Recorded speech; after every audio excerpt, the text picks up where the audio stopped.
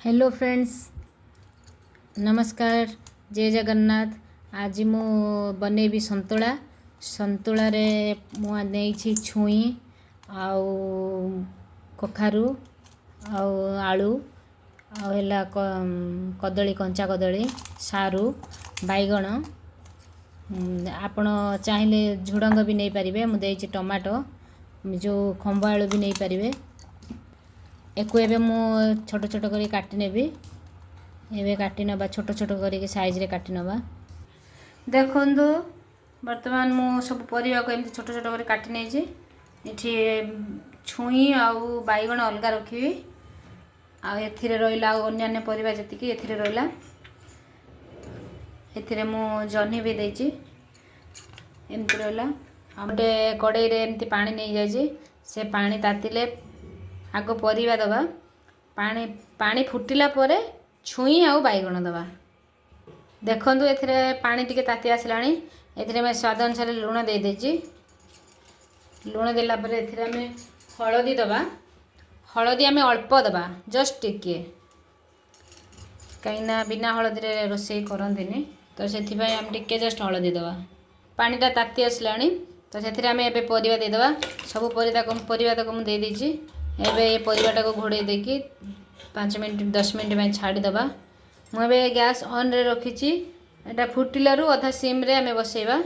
एटा पानी फुटिला परे हमें छुई आउ बैगण देकी अधा सिम रे बसेले परिवाटा जल्दी सिझी जीवो। देखंतु एबे परिवा सिझी जाइछि। तो एथिरे मु भेंडी की काटी रखी। भेंडी पके दबा।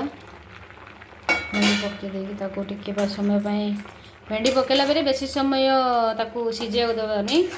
अल्प 2 फुट 3 फुट आसले आम ताको बंद कर दबा। तापर छुंकिया तो आमर एबे परिवा पूरा सिझी जाइछि। तो मु गैस को बंद कर देइछि। एबे आमे एथिरे छुंक दबा पई रसुण नबा। देखंतु एबे मु एई रसुण नै जाइछि। तादेरे आपण चाहिले लंका नै परिबे, नारे लंका को स्किप कर परिबे। कंचा लंका देले वासना होय। तो रसुण आ कंचा लंका को मु भलो भाबे छेची नेबी। देखंतु एबे मु संतुला पई कड़ाई बसै नेछि। कड़ाई टिके मोर तातिलाणी। तो से हम तेल देदबा, छुंकी दबा। संतुलाटा आम जिते भी जो भी आम खाई परिबा। विशेष कर एटा रुटी रे खाइबा को बहुत भल लगे। तो किछि नथिले भी एतिकी अल्प परिवार में आम संतुला बनै परिबा। तो से तेल गरम हो जाइए। देखंतु एबे मु टिके जस्ट एथिरे तेल ताती आसलाणी। तातिले एथिरे हम जस्ट टिके लंका गुंड दबा कलर पई, जस्ट टिके। तो एथिरे मु टिके एबे 2टा लंका पके देछि। आमे पंचफुटण दबा। पंचफुटण बासी थाए, बासना होई थाए। तो सेति पई आमे विशेष करी ए सब तरकारी रे आमे पंचफुटणटा देले बहुत टेस्ट होई थाए। तो सेति पई देखंतु मैं पंचफुटण नै जाइछि। एबे से टिके हे सारला परे एथिरे मु रसुण पके देबी। एबे एटा हे गला। तो एथिरे रसुण पके देबी। जालटा को मु सिम कर देइछि। हमें आधा सिम रे एटा को टिके भाजीबा। देखंतु एटा भाजीले रसुण रे जे टिके लाल लाल हेले तापर हम एथिरे टमाटो दबा।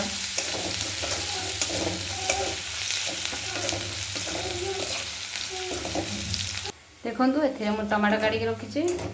एपटे रसुण रे टिके भाजी होछि। भाजी होला परे हम एथिरे टमाटोटा को दे दबा।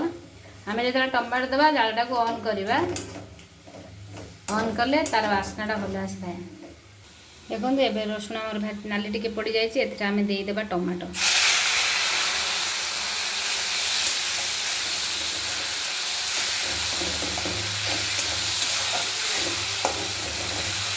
टमाटो एमती हो गलानी, भाजी हो गलानी। एथिरे हम दे देबा परिवा से घोड़े दबा।